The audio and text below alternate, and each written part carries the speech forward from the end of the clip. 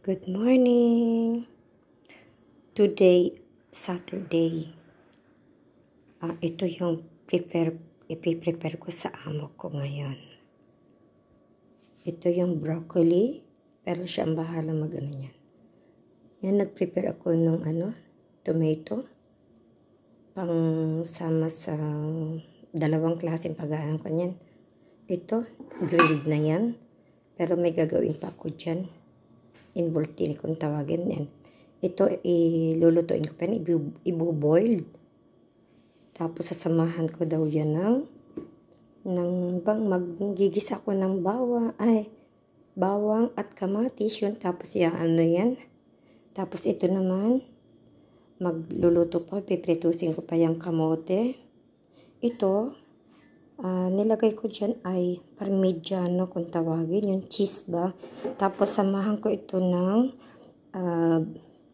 bread, anong tawag dyan? Crumbs. Yan. Iano ko yan. Haluin ko yan. Lagyan ko yan ng kaunting asin lang. Pero mamaya ko pa yan i-prepare. Handa ko lang muna dito dahil may lilinisin pa ako.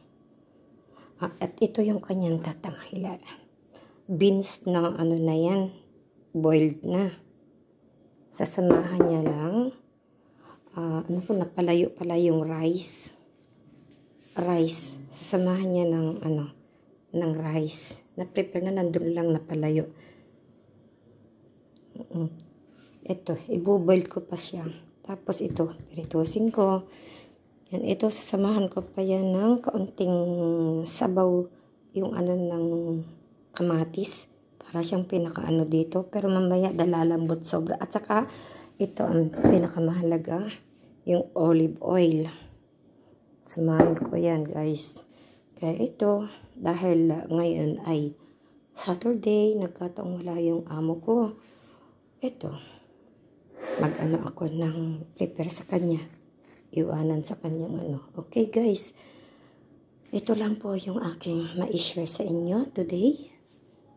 Napanggawaan ko sa amo.